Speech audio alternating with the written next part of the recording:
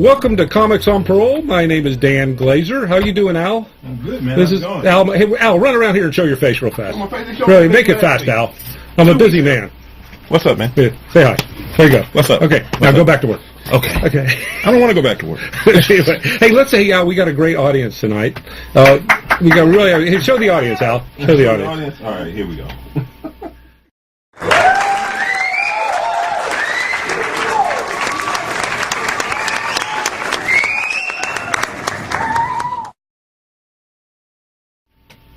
I think it's about the biggest audience we've had so far, isn't it? Oh, no doubt. Hey, listen, Al, did you hear about last week or the week before, Reese Witherspoon and her husband got in trouble? You know, she's a movie star, and her husband was drinking, got arrested for DUI, and she got stopped, and he was drinking a little too much. He stepped out of the car, got handcuffed, and she popped out of the car saying, you can't do that to my husband. You don't know who I am. You're in big trouble. You don't know who I am. And since then, she apologized, and she's a great actress. Well, the same thing happened to me. What happened was I was driving with my wife. Oh, in fact, I have a picture of her. Here's the picture of her in the paper. Right there, see? Anyway, the thing that happened to me, I got stopped. I wasn't drinking. I was going 60 in a 40-mile lane, and I got stopped. He took me out of the car. My wife gets out and says, "You can't arrest my husband. You can't arrest him. You don't know who he is. You don't know." I'm saying, be quiet, shut up. He goes, no, you don't know who my husband is. The policeman looked at me and said, "Okay, who are you?" And I couldn't tell him my name because I'm a nobody, so I had to think of someone really famous. So I started thinking, I said, "I'm Jerry Farber. That's the ticket. My name is Jerry Farber. I have a club on Roswell and Piedmont at the side door called the Jerry Farber side door. That's the ticket." So I want to introduce to the parole desk Mr. Jerry Farber. Thank you, Dan. Dan, good to be back with you. Good to see you. Good to see you. I love when you get Al because, Al was one of the great athletes. That's right. University of Tennessee. He was a two-letter man. First letter said he was off the team. I read the letter. Yeah. Second letter said bring back the equipment. I saw it. He's my best friend. You're always picking on Al. I love Al. Anyway, Jerry, tell us what's going on at Jerry Farber's. Real quickly, for the comics and people interested in show business, in Atlanta, there was an article in the newspaper today. There are 41 open mics a week in Atlanta. They are the Improv, the Punchline, Laughing Skull, Basement Theater, the Side Door, and 18 Waffle Houses within 4 miles of here. All the Waffle Houses are doing it. And the point is, they're all gifted. Right. I like mine personally because I own the place, right? Yep. But we are now tax exempt. We're a nonprofit. We qualify for nonprofit. We didn't start out like that. Yeah. All right. Very good. What about any upcoming shows? I'm going to do that. Okay. Don't rush me. You always do. You only got a minute. I know. You only paid for a minute, Jerry. Sorry. Well, all right, listen, so the show this Wednesday is a guy named Dennis Aloya and Mike Aloya and yourself, Christy Snyder. Brad Pitt as a guest. Richard Gere is coming in. The Normandy invasion. All right, now, wait a minute. All right, now, also, real quickly. Wait, this is my phone. No, this is not phone time. Okay. All right, now, Friday is a Don Cooper show. Yeah. Saturday, called The Road Trip. Right. And Louis C.K. will be there. Jerry Seinfeld's going to be there. And then, I think that's the shows I want to promote. Okay, very good. The music was kind of nice as a little background, so I like that. Do that more often. Thank you so much, Jerry. You're always welcome on the show, at least for a minute or a minute and a half. Take it to a commercial. I hope so. Okay. You just show your belly.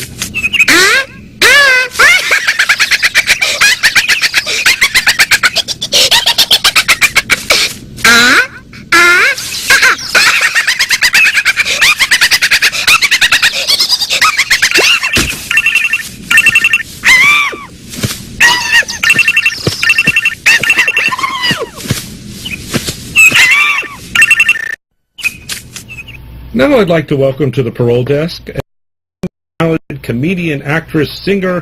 Her name is Christy Lee. Christy turned singer, turned trapeze, turned artist, turned stand-up comedian, turned what else do I have to do to make it in this business around as a performance. So I'd like to introduce Christy Lee Snyder to the parole desk. Hi. How are you? Thank you for having me. Are we on? Okay. So anyway, Christy, how have you been? I've been wonderful. Yeah. Yes. And now, what exactly is Snyder Sunday? Snyder Sunday is basically if you have the last name Snyder and you are related to me and you have a Snyder sibling tattoo, we get together and we do different things. It's always on a Sunday. That is a common element, and we always go to Ruby Tuesdays. Oh, okay. That is something that we always do. I just feel like Ruby Tuesdays really has something for everyone. You know, my brother, he can get a burger and a beer. I can get the all-you-can-eat salad bar. If you have to sneeze, you can run up to the sneeze guard. It's perfect. very good. Yeah, let's not promote Ruby Tuesday too much until they pay. Oh, you're right. Okay, Sorry about that. Now, tell me about the vocal polyp, because Christy is a singer. I am. And has a very good voice. And tell me, a lovely voice. Tell me about the vocal polyp incident in 2013. Well, a few weeks ago, I thought I had laryngitis, but it turned out that I had vocal polyps, which are these you get them from overuse of your voice, and I told my mom, and she got really excited because she was like, famous people get those all the time. She was like, John Mayer's got them, Adele's got them, and I was like, well, you know, they probably got it from being a professional singer, not from overdoing it at gay piano bar night. Well, John Mayer used to work at Eddie's Attic in Decatur, did you know? I did know that. Now, how long have you been doing stand-up? I've been doing it for about 6 months now. Yeah. No. Really? Yeah, I'm an actress, and I did a lot of improv comedy, but I always said that I would never do stand-up because I was terrified of it. But then my sister-in-law said she wanted to do it. All right. I was turning 30 this year, and I'd already gone bungee jumping, did flying trapeze. I wanted to do something very exciting, so I figured I want to try that. Because you're really good. You're far better than me. And anyway, and maybe even Jerry. Anyway, let's take it to her set so people can see how funny she is out.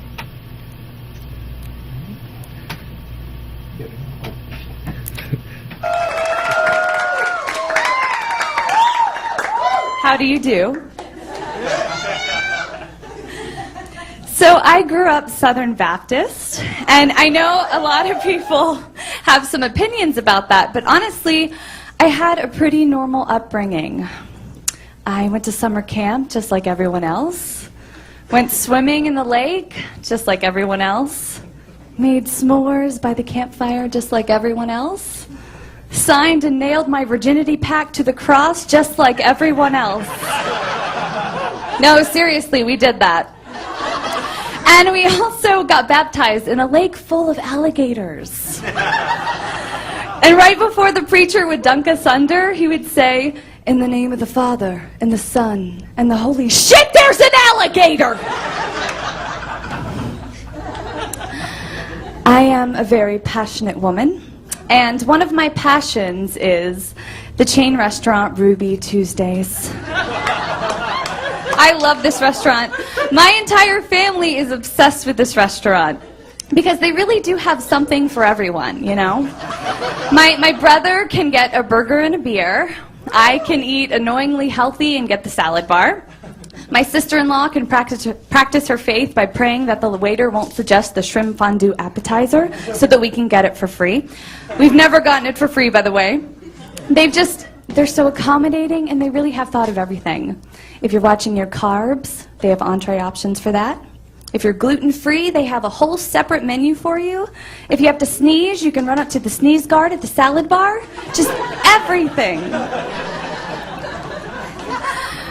I also happen to be passionate about Netflix. Clap out there if you have a Netflix account. Okay. No, wait, actually, clap out there if you actually pay for a Netflix account. All right, a few of you. I have Netflix thrice removed. I use my roommate's friend's boyfriend's queue who lives in Maryland. I don't know what he does for a living, what he looks like, or even his name, but I could recommend a Zooey Deschanel indie flick that I know for an absolute fact he would love. Okay, very good, very good. Christy, I want to ask a question. Drew Barrymore once gave you a thumbs up and mouthed what appeared to be words, "good job," after her karaoke rendition of Fire by the Pointer Sister in Koreatown Dive Bar. Tell me about this. Well, I'm going to correct you. It was my karaoke gotcha. rendition. Okay. I worked as a cocktail waitress at this bar in Koreatown called the Brass Monkey, and famous people would go in there. And sometimes if I didn't have a lot of customers, I was allowed to get on stage and sing. Oh, really? And so I sang in front of Drew Barrymore, and she did the thumbs up, and I think she said. Did you talk to her after the show? Well, no, I mean briefly in the. I heard her pee in the bathroom. Oh, that's good. That's good. Not many people could say that. Now, who are your influences? Barbra Streisand for sure, which people don't really think of her as funny when you're thinking of that, but like Funny Girl and What's Up Doc. Carol Burnett for sure. I'm really into the variety show. Yeah. And can you sing a Barbra Streisand song? I don't know. People who need people are the luckiest people in the world. Come on, crowd, join in. Okay. My brother could actually sing the entire score of Yentl. Oh, really? Yeah, and he is a straight male, but he just... Were you really into flying trapeze? I am, yeah. How'd you get into that? I was living in LA, and I had my boyfriend at the time. It was going to be our 1-year anniversary. Yeah. And our song was "Come Fly with Me," and so I saw a Groupon for flying trapeze, and I thought it'd be really cute. Yeah. For us to do that together, so I bought it, and then he broke up with me the week before we were supposed to use it. Oh, geez. So that always happens. I know, right? But I still went, and I fell in love with it. I was like, I have to do this forever now. Well, I want to ask you a very important question. Mm-hmm. What's it like? You perform a lot with Jerry Farber. What's it like working with the famous Jerry Farber? He runs a very tight ship. Yeah. Tight ship. No, it is so wonderful. It's he dotes on me the whole time. Well, let's not give him a big head. And Sally Kellerman performed. Did you see perform at Jerry Farber's? No, I wasn't there. No, I didn't. She's got a bathroom there named after herself. I've seen the sign. Okay, very good. I've dusted that sign before. Well, listen, Christy, thank you so much for coming on. I hope you can come on again. I hope. Mike, do you mind if I kissed her hand? I'm supposed to do that. It's in the contract. Okay, thank you so much. And let's take it to a commercial.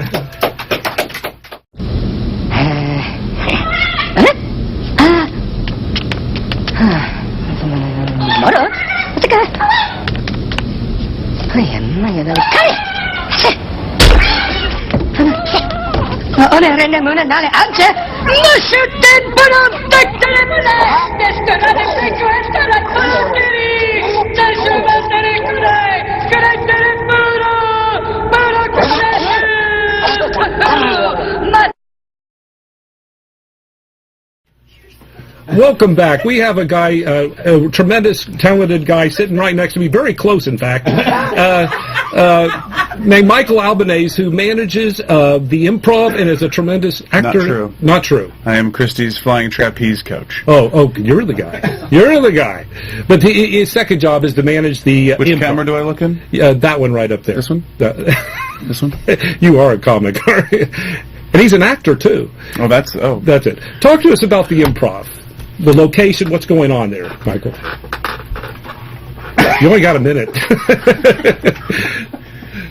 Michael, tell us. The Improv Club is located in the East Andrews district in Buckhead. It's the Andrews Entertainment District, and we do shows Thursday, Friday, Saturday. It is the world famous Improv, and we got a lot. Oh, look, that's me. Is that me? Yep, I took it myself. Oh, snap! Yeah, that's it's a really bad picture. Yeah, but it was a really good show. It was a great show, I think, and it's good. Got a lot of really good comics. Got Dom Herrera, the legendary Dom Herrera, coming this weekend. We also had have Pat Dixon last week. Pat Dixon last weekend, and then we have the famous Jamie Kennedy also stopping in, and we got a lot of really cool people that I can't really talk about booked, but hopefully I can convince Jerry Farber to come do some time up there too. Does Bud Friedman ever come by? All the time. Really? You want to call him? Yeah, let's get him on the phone. We don't have time. We don't have time. It's time difference. Okay. Anyway, he's in California where they make comedy. And it's a great club. I was there last week. It's wonderful. It was packed. You have your open mic on Wednesday night. Wednesday nights. Yeah. It's a competition now, so you can come and compete, and you can win time on Rock 100.5. Yeah. The winner each month gets their comedy clips played on the radio, and they get to be interviewed. Oh, wow. And yeah, it's a lot of fun. Good. I was actually on the regular guys this morning. Oh, really? Really? Yes. Anyway, right now, Michael is in a. I'm sorry. You were cut out of a lottery commercial. But anyway, was supposed to be in it. Got paid big bucks. But he is an actor. He's an actor, comedian, very talented guy. And we'll have him on again a full 15 minutes next time he's on. Thank you so much, Michael, for... Okay. Take it to a commercial, Al. Oh, man.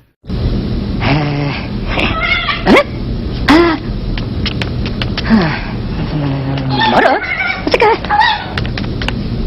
Ayan, kaya. Rene muna nale anche. Nasutin pununtak tala mula.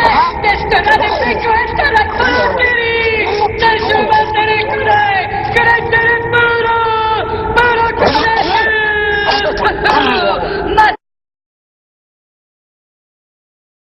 Okay. Welcome back. I would like to welcome to the Parole Desk a guy named Ricky Muse. Ricky has wanted to do a comic, has wanted to be a comic all his life, but he suffered from stage fright. About 4.5 years ago, he moved to Atlanta, got into acting after appearing in the films, stars like with Clint Eastwood and Robert Duvall, and he thought he could overcome stage fright and get on the stage as a comic. So here he is in a live webcast debut, Ricky Muse. Now, I did make a mistake. I was supposed to show Ricky's set with Clint Eastwood because he was recently in a movie with Clint Eastwood, The Curve. Trouble with the Curve. Trouble with the Curve. And could you show that quickly? The David Letterman. Yes, exactly. Just show it briefly because I was going to show it at the beginning. My screen test. All right. Well, I think we're looking at your screen test here in the movie. There you go. All right. Here's the Trouble with the Curve. Clint Eastwood and Tom Cruise. How's it going, Gus? Crap, Jimmy. Absolute crap. How about a game of Keno, Gus? I don't think so. Come on, one game. I said I don't think so. That means no. Damn it. Okay. What crawled up your ass? Old age. You know, Ricky, I think that's very impressive because there's people that have been actors for 20, 30 years. Jerry's been trying to be an actor for years, never got on screen, and you did. Yeah, that was great. That's it's great a big accomplishment. But let me explain to you. Yeah. But let me explain to you. Jerry is a dream come true story. Ricky, tell him how you got discovered. I got Jerry on the mind. tell him how you got discovered because this really is a dream come true story. Tell him exactly what happened. Well, I had just moved up to Atlanta. I'd been here about 3 weeks, and I got a job at a hospital in Atlanta that was had been closed down. They didn't have any people or any equipment there, but they had to have security officers there. So I got a call from the building manager one day. I was the day shift security guy. Right. Said that a group of people from Los Angeles going to fly out. They think about shooting part of a movie there for me to show them around. Right. Well, I was showing them around, and the director asked me, "Have you ever acted?" And I said, "No." And he said, "Well, would you take a screen test?" And I thought it was some kind of scam, so I said, "Right, for how much?" Hold on 1 second. Show some of the pictures with the stars he go. Go ahead. What he's been performed with. So he told me it didn't cost anything, so I told him if it didn't cost anything, I'd take a screen test. So they went out to the van, got a camera, got a script, and gave me a screen test right there at the hospital. Yeah. And then about a week later, I got a call from Shay Griffin, who happens to be the biggest casting director in Atlanta, and she told me she wanted me to be in a movie. She said she's going to need me for 3 weeks. Right. Disney production of My Fake Fiance for the Family Channel. Yeah. She told me how much she'd pay me, and I said, hell yes. Okay. And I had such a great time doing it, and the director, when I was done, helped me get represented by a talent agency, and it's for 4 years now. So you see all the stars. He's been Clint Eastwood, Ron White, Billy Bob Thornton, Kevin Bacon. But let's get on to the funny stuff now. Okay. Ricky, what do you look for in a woman? Well, I ain't never been able to be too particular about a woman. Right. Got to be female. Yeah. Over 18 and have a pulse. Yeah. Pretty much if they have that criteria, you've passed the cut, ladies. Come on down. Okay, let me ask you, what's your best pickup line? I have cash. I have cash. Okay, let's get beyond the woman phase and go into the sexual phase. Okay. As you're at your age, how do you deal with the diminishing sex drive? Who told you to ask me that question? You did. It's written right here. Karen, I told you what happens in the bedroom stays in the bedroom. Let's go on. Just forget about that question. Before we go to your set, who's the best looking woman in show business? Johnny Depp. That is one good-looking woman. Johnny Depp. I would say you're probably right. Okay, listen, let's go on to Ricky's set. Show a little of his humor. More of his humor. The shape I'm in, I'm kind of glad to be back anyway. As he told you, I am an actor, and about a little over a year ago, I was in a movie with Ron White, and he threw a cast party at his house, and I was there, and I told him, thinking about getting into comedy. He said, Ricky, to be a great comedian, you need to be self-deprecating. I'd had a few drinks, so I thought he said to be a great comedian, you had to be self-defecating. And I think I'm going to be famous because there's not a week goes by I don't shit my pants.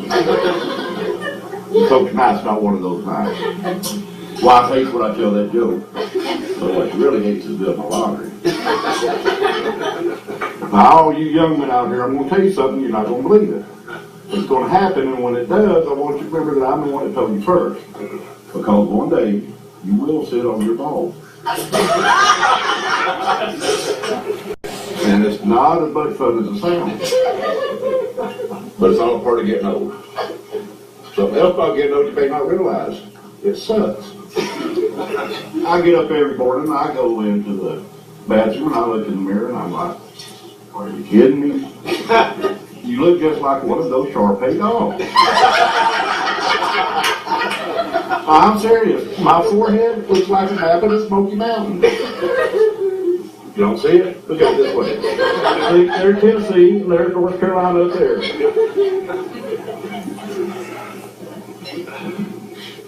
As an actor, sometimes I'm in the room with my agent when she's taking me to a casting director. And she'll say stuff like, oh, he has such a marvelously weathered face. Or, Ricky has such great character in his face. And you know, she just trying not to hurt my feelings, because if I were there, the conversation would be going like, oh, you looking for somebody ugly? I've got this guy that is butt ugly. You're doing a remake of The Good and the Bad and Ugly? You keep on looking for good and bad because we got the ugly covered. Well, see, you're laughing, but I'm going to win an Oscar behind that. Old, fat, and ugly. Well, now, isn't that just the trifecta of desirability? Right? Isn't that what you're looking for in a man? Luckily, I got something in my pants that drives a winning wall. It's called a credit card. I'm looking better already, ain't I? I am so tired of having to pay for sex, though. Not that I blame the women, because I wouldn't live for free either. Hell, I had to get that drunk just to play with myself. I was desperate the other night, so I thought I'd try that phone sex stuff, so I got my phone out and I could never figure out where I was supposed to stick my dick.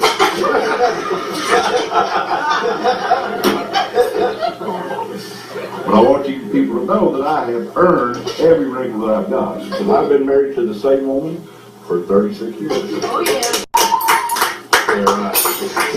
Thanks. You want to know the secret to a long marriage? Low expectations. Don't think nothing good's going to happen, that way you won't be disappointed. The other day I was watching TV with the wife, and I said, I'm going to make a turkey sandwich. Would you like one? He said, sure. I said, you want mayonnaise and mustard on that? She said, surprising. So I go in the kitchen, take all my clothes off, go back in the living room, and surprise.